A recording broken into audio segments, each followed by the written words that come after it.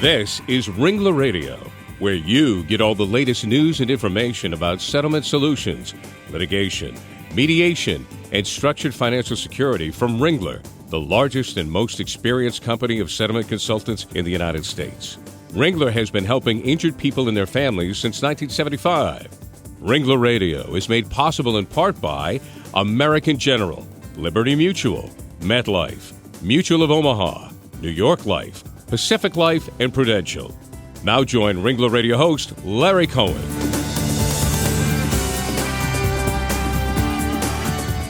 Well, hello and welcome to Ringler Radio, everyone. I'm Larry Cohen, the head of Ringler's Northeast Operations, and we're certainly glad you could join us again today. Well, for athletes playing football and other contact sports, the frequency and severity of concussions on the field of play have led to a long-term impact on their health and well-being. The NFL has a concussion management protocol in place to prevent post-concussion syndrome and chronic traumatic encephalopathy, better known as CTE. And that'll be the subject of today's Ringler broadcast as we explore this very important issue with two of my special guests. First, joining me today as co-host is my friend and colleague Phillip Krause, Ringler's Managing Director of Strategic Planning. Phil's office is in Fort Lauderdale, Florida. So with that, welcome, Phil. Glad for being my co-host. Looking forward to it, Larry. Thank you. Great. And our special guest today is Dr. Kenneth Kutner, a neuropsychological consultant to the NFL. We'll discuss his practice and protocols regarding post-concussion syndrome, CTE, and protecting the safety and long-term health of the player. Dr. Kutner has been the team consulting neuropsychologist for the New York Giants for more than 20 years. And with that, welcome to Ringler Radio, Dr. Kutner. Great to have you here. Thank you. Thanks for inviting me. Terrific. Well, Dr. Kutner, you have the longest standing tenure as a neuropsych consultant in the NFL, 23 years with the New York Giants. And over the years, you've helped develop many of the concussion management protocols in the league, including sideline assessment and computerized testing. How have these improved concussion protocols evolved over the years to better protect players in the NFL? I think what we've done is, first, we've been able to identify that a concussion has occurred. Second, once that's identified, we're able to better measure when the brain is still concussed and when it's healed. And I think that's really the big aspect of our management, improving the diagnosis of a concussion and knowing when the brain is cleared so it's safe to have the player return to play. Well, let me just ask you this about your time with the Giants. When you started with them 23 years ago, was there the emphasis like there is today on the sideline inspection of a player that's been, let's say, hit during the game, as there is today, which is very much more careful protocol? No, there was really no sideline assessment at all in the NFL or in any of sports. Essentially, when I came in to the league, specifically with the Giants, I found out there was very little protocol, very little research going on. So it came to me that I needed to develop this. It wasn't my plan early in my career after my residency to develop this. And when I first joined the medical staff with the Giants, we really had no plans to develop this. It just needed to be developed because there were no protocols in place. Dr. Kutner, back in 2015, I know you started professional sports concussion care. Can you tell me how that evolved from what you've learned working, obviously, with the Giants? Yes. Essentially, I felt that there was a lack of understanding of a lot of doctors, neuropsychologists, neurologists, neurosurgeons, in how to diagnose these sports-related head injuries. And I also felt that there wasn't protocols in place for how to treat them. And so essentially, my specialized clinic was developed in order to give standards of care, excellent diagnostic and treatment management to these athletes. And I think it's important to note as well, in order to have a private clinic, you obviously have to be a trusted physician. Patients would want to come to you. And I know that in conversations we've had, you've been known and developed, a rapport with the players as being a stand-up person for them Can you talk a little bit about how you've developed that reputation, and specifically as it relates to your work with the Mike Webster CTE case, which, the movie Concussion with Will Smith was really based on? Yes. What I think has happened is that through the evaluation that I perform, I've basically informed players and the Giants. I have also worked with USC Trojan football team for over 10 years. But what's happened is, as I identified concussions and post-concussion syndromes, I have not cleared the players to return. And so at that point, the players understood that I'm pulling them for 1 or 2 games. And I think that they understood that my approach was not to return them to play until the brain is healed. And so I think it came to be that people saw my work as being in their best interest versus clearing everybody to play. With regard to CTE, what happened was when chronic traumatic encephalopathy really was first identified back in the early 20s, there was a Dr. Marlin from New Jersey who had found this in boxers. And so back then, they called that dementia pugilistica. Interesting that you had this punch-drunk syndrome by being hit too much. Well, no one really paid any attention to it outside of boxing. In mid-2000, I believe 2005 or 2006, Mike Webster's brain was evaluated post-mortem. And at that point, the doctors that looked at the brain thought they found something. They thought they found CTE for the first time in another sport outside of boxing. So what they did was they sent it to the top neurosurgical journal in the world, Neurosurgery. Neurosurgery then looked at this as seminal initial research and said, you know what, let's get some experts to look at this. When the journal picked 4 or 5 doctors, I was one of those. And at that point, I was brought in basically from day one to the whole area of CTE and football. And what I was doing was determining whether this was real, whether this should be published in this prestigious journal. And at that point, that really started my involvement with CTE. Well, that's very interesting. And former New York Giant linebacker and Hall of Famer Harry Carson, who a lot of us where I live remember him very well, he explains in his book, Captain for Life, that you were the one that diagnosed him with post-concussion syndrome. And what were the symptoms that you encountered with Harry that he gives you credit for finding? Well, interestingly, I had worked with Mr. Carson, really nice gentleman. I worked with him and examined him prior to coming on about 1 or 2 years before I actually joined New York Giants. He had research doctors that might be able to assist him in understanding his symptoms. So he came in, and I did a neuropsychological evaluation, and I found difficulty with memory and concentration. And at that point, it was determined that he had a post-concussion syndrome from repetitive injuries, playing all those years as a Hall of Fame level linebacker. Well, that's tremendously interesting. And we're going to take a quick break right now, but we'll be right back here on Ringler Radio in just a minute with more with Dr. Kenneth Kutner. We'll be right back.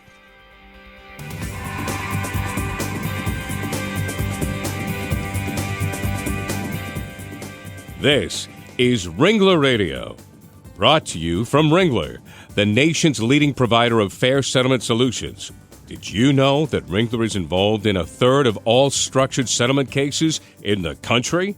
Ringler advisors work with all the parties in a lawsuit settlement to find the best possible financial solution for the people involved. Everybody wins. There's a Ringler consultant in all the major cities of the U.S. No one has more experienced experts in the settlement business than Ringler. Check out our website at www.ringlerassociates.com for the best information for injured parties, attorneys, and claims professionals to find the Ringler advisor nearest you. When it's your interests at stake in a lawsuit settlement, you want only the best, most objective financial plan. You can count on Ringler advisors to create a customized plan that meets the financial needs of you and your family for the future. Visit ringlerassociates.com to learn more.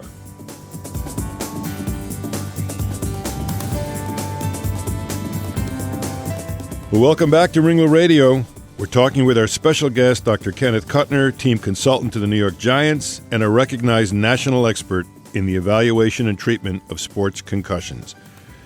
Well, you're currently a principal investigator of a 6-year study, Dr. Kutner, utilizing MRI diffusion tensor imaging to measure the potential effects of head trauma in active NFL players. That sounds quite interesting. Tell us a little bit more about that. Well, what we're doing is trying to find out, can we measure effects of concussion utilizing an MRI? One of the problems with these concussions in sports is that there is no blood test to measure a concussion. There is nothing on an X-ray or CAT scan that we could see. So what we're doing is saying, okay, let's look at MRI. What we're doing is looking at DTI, stands for diffusion tensor imaging, and essentially it's state-of-the-art. And we're trying to see whether the best MRIs in the world, read by the best neuroradiologists in the world, can see this.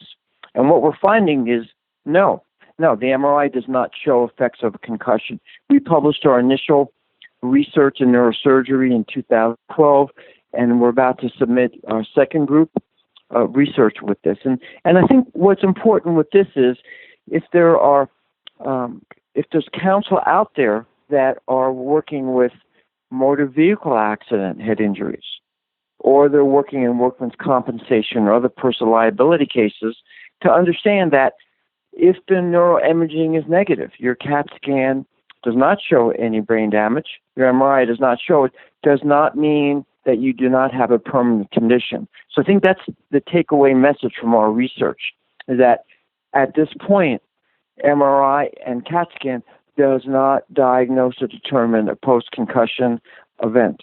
That is interesting. And Dr. Kutner, I know that recently you were appointed as a qualifying physician on the NFL concussion settlement. Now, how big of a problem is post-concussion syndrome and CTE in the NFL and professional sports? Well, interestingly, CTE has been identified, and CTE has been shown to be associated with repetitive head injury at the professional level, even at the collegiate level. So it definitely exists. We really don't have the research that shows the percentage of athletes that have this, but that will be coming forth in further studies. Post-concussion syndrome is also present. Now, what's interesting, prior you had just asked about the MRI, and with the settlement, it's interesting that neuroimaging is not part of that. What that means is that a retired athlete does not have to have a positive MRI or CAT scan to receive compensation. And rather, it's the neuropsychological testing that the settlement establishes for 3 of the 6 qualifying diagnoses. Well, let me ask you this, Doctor, in closing. Going forward, what do you think needs to change in the NFL and sports in general to prevent post-concussion syndrome and CTE? What needs to be done? It's a great question. I think, first of all, we need to have ongoing research to better understand the effects of the brain, how to best measure it. And ongoing research, in addition to looking at MRI, we're also looking at blood factors. Can you pick up effects of a concussion in looking at a protein breakdown product in blood? We haven't been able to do so. So I think we need to do better diagnostics. Second of all, there is no research basis for when we return a player to the game. And what I mean by that is if you have a fracture, people understand the fractures tend to heal in about 6 weeks, depending on a long bone, short bone, the width of the bone. But with concussion, when do you return an athlete to play? We don't know. What I do now is based on 6,000 concussions I've seen, but it's not really research-based. So I think those are the 2 critical areas for us to do a better job with. Well, terrific. And thank you very much for all of your great information today. Phil, it's been great having you as a co-host. Dr. Kutner, if someone wanted to get in touch with you to discuss any of these issues, how would they do that? There are several ways. they can send an email. I am at Dr. Kutner at proconcussioncare.com. That's Dr. Kutner at proconcussioncare.com.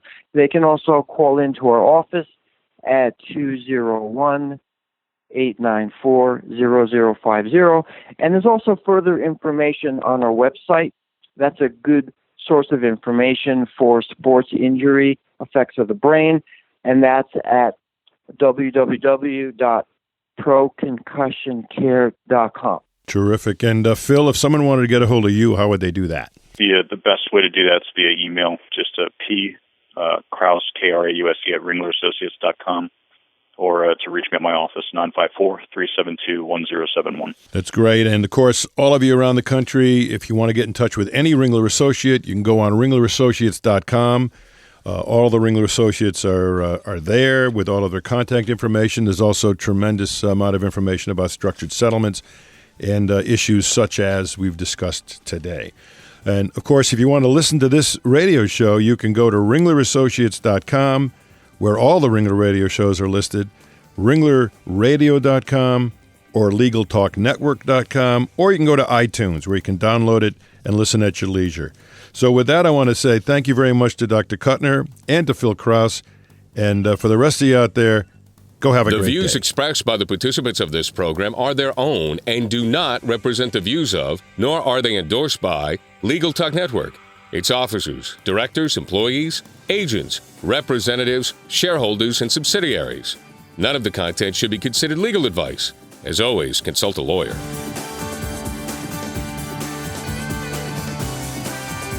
Thanks for listening to Ringler Radio, celebrating more than a decade of podcasting and over 2 million listeners. Think of Ringler, the objective settlement advisors with more than 140 consultants in 60 cities nationwide. Visit ringlerassociates.com today.